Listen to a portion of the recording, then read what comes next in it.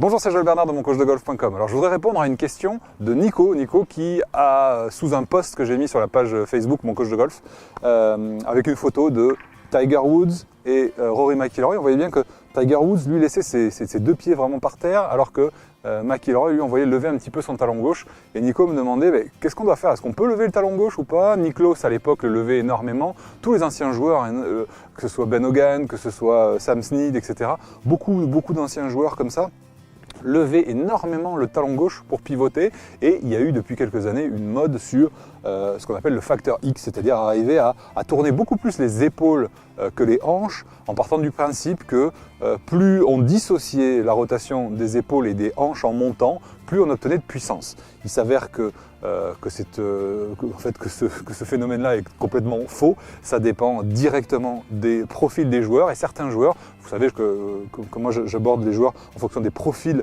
de coordination innés. Certains joueurs ont un point mobile bas comme moi, donc quand j'essayais de jouer de façon dissociée en essayant d'augmenter mon facteur X, c'était une catastrophe. En fait, on crée les points mobiles bas, crée la dissociation dans la phase de descente et pas forcément dans la phase de montée. Donc pour répondre à Nico, l'idée c'est que le talon gauche peut se lever sans aucun problème, mais dans une certaine mesure, et je vous explique ça tout de suite. Alors effectivement, comme je viens de vous le dire, on peut bouger le talon gauche, mais à deux conditions. La première, c'est d'éviter de vous déplacer latéralement. Plus vous vous déplacez latéralement, plus ça va être compliqué d'obtenir un angle d'attaque constant, une vitesse optimale et on va dire une régularité dans le toucher de balle, d'accord? Donc le mieux, c'est vraiment de garder ce que j'appelle la technique MAF, le maintien de l'axe fixe. J'en parle en détail dans la plupart de mes formations. Et l'idée, si vous voulez, c'est que plus vous allez vous décaler dans la montée, et plus vous allez devoir réajuster en descendant. Donc attention, levez le talon gauche, oui, mais gardez votre axe. Deuxième faute courante, qui ne doit pas être la conséquence, en fait, un talon gauche va se lever à cause de ça, c'est-à-dire lorsqu'on va perdre ses angles, c'est-à-dire lorsqu'on va exagérément se redresser. Alors vous le savez, si vous me suivez depuis un moment, je conseille aux aériens justement de rester léger, de s'alléger un petit peu en montant pour chuter et rebondir, c'est-à-dire utiliser le sol et la verticalité pour donner de la puissance. D'ailleurs, à ce sujet-là, je reviens de la conférence biomécanique qui est organisée à Paris par la Fédération française de golf, et ça a été maintenant observé par des plaques de force et par de grands spécialistes là-dessus, c'est que 70% de la puissance, de l'énergie venait justement du sol et de cette notion on va dire, d'utilisation du sol dans le mouvement. Alors ils ont abordé les jumpers, donc les aériens, ils n'ont pas parlé des terriens, pourtant ça a été identifié, par exemple notamment avec les plaques Smart 2 Move, ça a été identifié qu'il y avait une compression pour ensuite pousser. Donc bref, on est en train d'avancer. Avec les statistiques maintenant, on s'aperçoit que tout le monde n'a pas le même, ce que j'appelle le style d'impulsion. Vous savez, j'en parle dans l'académie en ligne Mon Coach de Golf. Le style d'impulsion va être différent. En tout cas, ce qui est important, ce que vous devez comprendre, c'est que le talon gauche peut se lever à partir du moment où vous n'exagérez pas, on va dire, cette élévation. Ça ne doit pas être la conséquence d'une trop grande élévation, sinon vous allez faire des grattes et des tops, vous n'allez pas réussir à être constant dans votre toucher de balle. Alors, je vais vous donner un petit exercice pour vous faire comprendre justement l'intérêt. Je vais vous faire un petit exercice que vous pouvez faire même à la maison, même sans club. Je vais vous demander, vous voyez, de vous mettre en position de départ. Et je vais vous demander, lorsque vous montez, de garder, par exemple, vous allez vous mettre bien à plat sur vos pieds. Je vais vous demander de garder vos pieds complètement à plat, de ne pas les bouger et de faire une montée. Je ne vais même pas prendre de club, comme ça vous pouvez le faire avec moi. Et vous allez faire une montée comme ceci, en essayant d'aller jusqu'au sommet.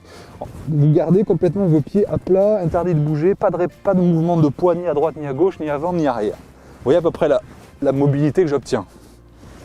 Maintenant, ce que vous allez faire, c'est que vous allez laisser partir, quand vous montez, sur la jambe arrière, vous allez laisser partir le poids vers le talon, et sur la jambe avant, vers la pointe. Vous allez faire ce mouvement-là, au niveau de la répartition du poids avant-arrière, d'accord? La jambe avant, le poids part sur l'arrière, et la jambe arrière, la jambe avant, le poids part sur l'avant, et la jambe arrière, le poids part sur l'arrière. Et au retour, vous faites l'inverse. Hop, hop. Et en même temps, vous montez. Et là, qu'est-ce que vous sentez? À partir du moment où vous respectez ce style de fonctionnement-là, eh bien, tout s'articule facilement et ça permet donc de libérer complètement la rotation. Vous allez voir que votre rotation va se faire bien plus facilement Et vous pouvez même taper des balles en faisant ça, hein. Je vais faire donc pointe, jambe avant, talon, jambe arrière, talon, jambe avant, pointe, jambe arrière. Démonstration.